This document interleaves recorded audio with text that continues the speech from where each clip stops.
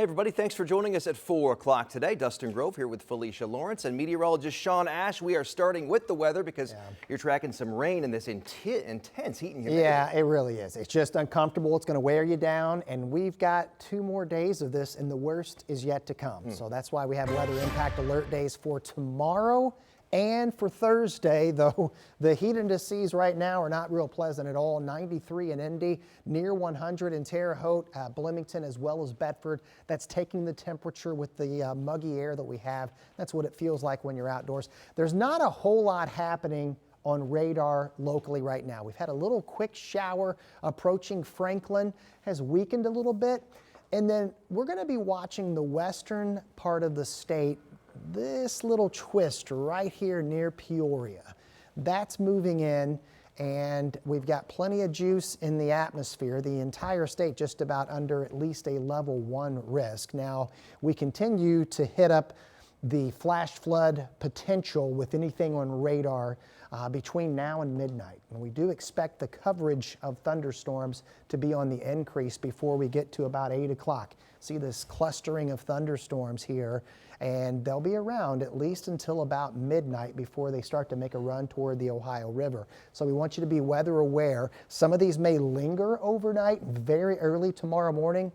And then we're right back at this, 95 to near 100 for the heat index on Wednesday as well as Thursday. So we'll have more on that. I also want to get you updated on a traffic situation. This is I-69 southbound coming into 465 at 82nd Street. Those right 2 lanes are closed here while they continue to work on this accident that did cause injury from earlier. So just a heads up there for those southbound coming into 465. This is I-65 near Greenwood, where we were trying to find that shower from earlier.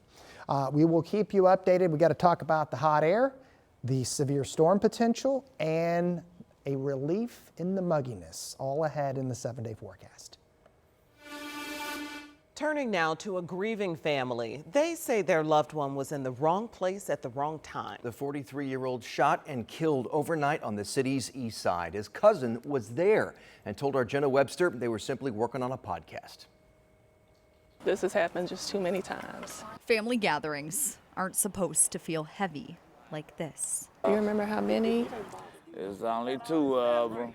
But this time, 43-year-old Robert English Jr., known to them as Dion, is missing from the circle. He died early Tuesday morning after a shooting on Indy's east side. Never would have guessed or saw that coming. English just lives right around the corner from this laundromat. His cousin says they were simply in their car in the parking lot using the free Wi-Fi to work on a podcast. They came up like aggressive. IMPD responded near East 21st Street and Mithofer Road around 1:15 on a report of a robbery. That's when they found English shot. The other dude had the gun up to my head, so it was nothing that I could do at that time. So, I just wanted us to comply and just go on about our business, but that wasn't the day for us. Derek Hardaway is English's cousin, there when the shooting happened. He says 2 people in masks approached the car asking for a lighter, then tried to rob them. We went up there, used their Wi-Fi, and it turned into a tragedy that didn't even have to happen. He says those 2 people appeared to be teenagers. IMPD has not released any information about possible suspects, but agrees it didn't have to happen. This is a devastating example of how somebody was just going through their day-to-day life and was met with unexpected violence that ultimately led to the end of their life. The whole family's feeling it, so. Wrong place, wrong time, they say. Now the focus is looking for answers for the man they say brought life to every family gathering. In Indianapolis, Jenna Webster, 13 News. IMPD says it's still early in their investigation. So they're asking anybody with information that could help to call IMPD. You can call them directly. You could also call Crime Stoppers, and you do not have to give your name. Hopefully that family and police can get some answers. Certainly. Yeah. And a former Indiana deputy fire chief is facing 55 charges today, and it's connected to a 6-month-long investigation. Those charges against 57-year-old Charles Heflin stem from alleged sex crimes, child sex crimes, and hidden cameras. Detectives say some of those cameras were even hidden inside the fire station where Heflin worked. The charges include voyeurism, possession of child sex abuse material, and child exploitation. Investigators say Heflin's crimes were committed over the last 4.5 years. During their investigation, police found evidence from hidden cameras in multiple homes, bathrooms, and private locations on Heflin's phone. He is being held on bond. A jury trial is set for October 27th. Heflin's girlfriend was also charged with 5 felonies in this case. And we're learning more today about that potential move by the Chicago Bears to the state of Indiana. As we've told you, the team is moving forward now with plans to build a new stadium in Hammond. And today, our State House reporter Emily Longnecker got a chance to talk with the mayor of Hammond about it. So, Emily, what did he tell you? Well, Dustin and Felicia, Hammond Mayor Tom McDermott says the state and the governor's office is really the lead on this whole thing, but he is the mayor of the city where the Bears could build their new stadium, and McDermott told me today that he speaks with the team too about once a week. Today, McDermott said that the Bears are looking at a couple different sites in Hammond, but he would not say exactly where. McDermott says only the Bears really know the timeline for when they could make an announcement about what comes next, but McDermott expects that will happen this summer. He said he expects some kind of joint press conference with the Bears possibly in the next few weeks. He says once that happens, he expects the project to start moving in earnest. Those are his words. I asked the mayor what he thought would happen should Illinois lawmakers come back with an offer the Bears couldn't refuse. And if the Illinois is going to make an offer, they have to get back into session. And if they go back into special session, the numbers are only harder to hit. They have to hit 60% numbers to pass legislation in special session. So if Illinois is going to do anything, they probably can't do anything until they go back into session in November. And I don't think the Bears are on the same timeline.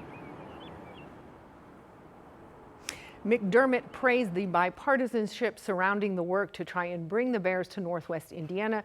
McDermott is a Democrat and said he won't forget how much the governor, in McDermott's words, helped with this deal.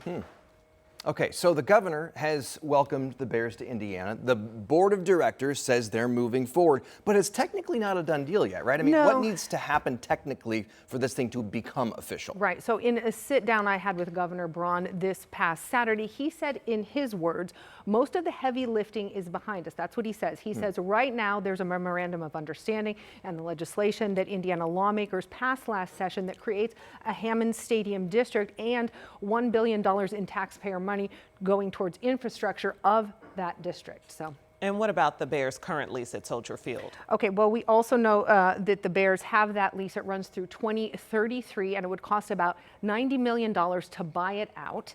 I asked Governor Braun if Indiana planned to help with that buyout. He says he's not making any commitments, but would continue to bargain in good faith. When it comes to that, the governor said the state would have to make sure that it made sense. All right. It would be a game changer for Hammond and that region. Yes. All right. Oh my goodness, a game changer for everybody. For everybody, too, yeah, exactly. everyone Chicago involved. as well, yeah. I think a lot of people they're saying, oh man, I can't believe that something like that could happen or would happen, but it's Looks like it could. until it does. Yeah, You right. can't believe it. Thanks, Emily. Thank you, Emily.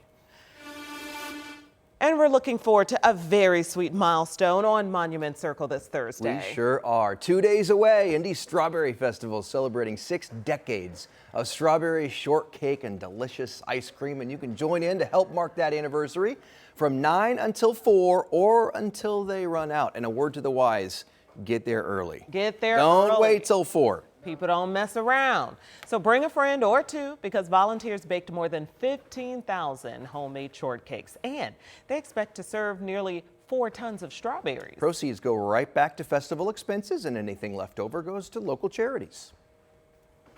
It's a fundraiser to fund different smaller nonprofits in central Indiana. So we give out $3,000 grants and we give them to organizations that are helping women, children, or marginalized communities. Once you get your shortcake, you can walk over to the Spark on the Circle. That's in the northwest quad of the Monument Circle there. They'll offer free activities from 11 until the sun sets. Yeah, they've got games and tables to hang out at with your friends and drinks and snacks, and it's just a great time. Whipped cream. Yeah. So, in the words of Mr. Food, remember Mr. Food from years ago? Ooh, it's so good. Oh, it's so good. There we go.